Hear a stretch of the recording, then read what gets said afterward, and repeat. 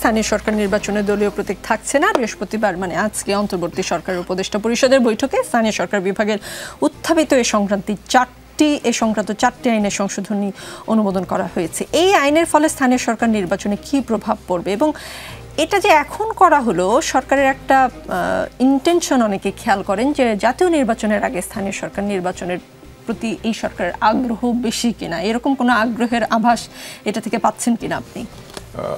বাইরে যারা রাজনৈতিক দল আন্দোলন করছেন বা বিভিন্ন জায়গায় বক্তৃতা দিচ্ছেন, তার মধ্যে একটি অংশ মনে করেন যে স্থানীয় সরকার নির্বাচন আগে হয়ে যাওয়া দরকার। এইটা আমরা শুনেছি এনসিপির কাছে, তারাও মনে করেন, এবং জামাতে ইসলামও মনে করে যে এটা করা দরকার। যদিও তারা দুই ধরনের যুক্তি দেখায়। আজকে আমি একজন জামাতের নেতার সঙ্গে কথা বলছিলাম অন্য একটি জায়গাতে, তিনি বলছিলেন যে এটা দরকার নির্বাচন কমিশনকে টেস্ট করার জন্য। নির্বাচন কমিশন তো জীবনে কোনোদিন ইলেকশন করে নাই, যারা নতুন নির্বাচন কমিশন, তাই স্থানীয় সরকার নির্বাচন দিয়ে দিলে তাদেরকে টেস্ট করা যাবে। আর এনসিপি কেন দাবি করছেন, ওনারা কোনো দাবির ব্যাখ্যা দেন না। আসলে ওনারা যা ইচ্ছা করে চান, এবং ওনারা চাইলে পরে সরাসরি চলে যান দাবি জানাতে, ঘেরাও করেন, এটা করেন, তাদের হাতে সবই আছে। তো তারাও চান যে স্থানীয় সরকার নির্বাচন হোক। আর যে সিদ্ধান্ত নেওয়া হয়েছে সেটিকে আমি সাধুবাদ জানাই, যে সরকারি বা বেসরকারি কোনো দলের প্রতীক যদি নাও থাকে তাতে কিছু আসে যায় না। স্থানীয় সরকারে স্থানীয় নেতৃবৃন্দ প্রতিদ্বন্দ্বিতা করবেন এবং জনগণ যাকে চেনেন, যাকে পছন্দ করেন, যাকে ভালোবাসেন তাকে ভোট দিবেন। কিন্তু ঝামেলা কোথায় দাঁড়ায়, স্থানীয় সরকার নির্বাচনে প্রতীক তুলে দিলে পরে যেটা ঘটে সেটা হচ্ছে বড় দলে একাধিক প্রার্থী গজিয়ে যায় এবং তারা একে অন্যের সঙ্গে প্রতিদ্বন্দ্বিতা করে। বড় দলগুলোর হেরে যাওয়ার সম্ভাবনা দেখা দেয় এবং ছোট দলের যারা প্রার্থী থাকেন তারা জেতার সম্ভাবনা বেড়ে যায়। কারণ স্বাভাবিকভাবে যদি দলীয় প্রতীক বরাদ্দের কোনো ব্যাপার না থাকে, দলীয় সমর্থন দেওয়ার কোনো ব্যাপার না থাকে, তাহলে একই জায়গাতে বড় দলে কিন্তু একাধিক জনপ্রিয় নেতা থাকেন। এবং দেখা যাবে যে ধরেন আওয়ামী লীগ যখন ছিল, আওয়ামী লীগের 4টা নেতা, বিএনপি যখন ছিল, বিএনপিরও এরকম 4-5টা নেতা।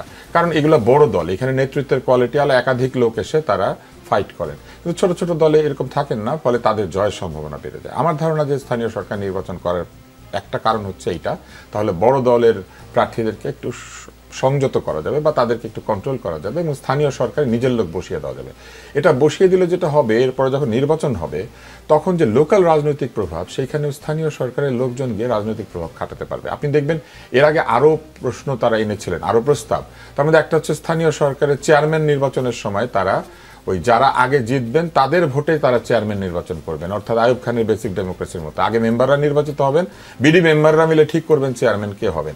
বহুদিন ধরেই তারা স্থানীয় সরকার নির্বাচন নিয়ে ঘাটাঘাটি করছেন, কারণ তাদের ধারণা যে এটার মাধ্যমে বড় দলের রাজনীতিকে ছোট করা যাবে।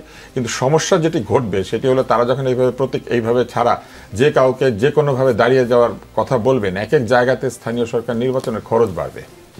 প্রথমে তাদেরকে ব্যালট, বড় বড় লম্বা লম্বা ব্যালট ছাপাতে হবে, তারপর এটা গুনতে সময় লাগবে, অর্থ খরচ যেমন বাড়বে, পাশাপাশি সহিংসতার সম্ভাবনাও বাড়বে। এই জন্য বাড়বে যে দেখা যাবে যে যারা ওখানে দাঁড়িয়ে যাবেন তারা নানান ধরনের সহিংসতা করতে শুরু করবেন। এবং তারপরে কি বলা হবে জানেন? তারপরে বলা হবে এত সহিংসতা, নির্বাচনটা করার দরকার নেই, আসলে নির্বাচনের পরিবেশ নাই। স্থানীয় সরকার নির্বাচন করতে গিয়ে তো আমরা বুঝতে পেরেছি এ ওকে পিটায়, ও ওকে পিটায়। এইটা মূলত নির্বাচন পিছিয়ে দেওয়ার একটা প্রক্রিয়া। আগে জাতীয় সরকার নির্বাচন করে দেন, তারপরে জাতীয় সরকারের অধীনে নির্দলীয়ভাবে স্থানীয় সরকার নির্বাচন করেন, কোনো অসুবিধা নাই। স্থানীয় সরকার কালকে যে হয়ে যাবে, এই স্থানীয় সরকার চলবে, যে এই চলার জন্য যে বাজেট বরাদ্দ হবে, অন্য অনেক কিছু হবে, সেই সব কিছু কি তারা ব্যবস্থা করতে পেরেছেন? এইগুলো নিয়ে কিন্তু কোনো কথাবার্তা নাই। আপনি দেখবেন যে বারবার শুধু নির্বাচনের পদ্ধতি এবং বারবার শুধু নির্বাচন কবে হবে, বারবার লেভেল প্লেয়িং ফিল্ড হচ্ছে কিনা, এইগুলি নিয়ে কথাবার্তা হচ্ছে।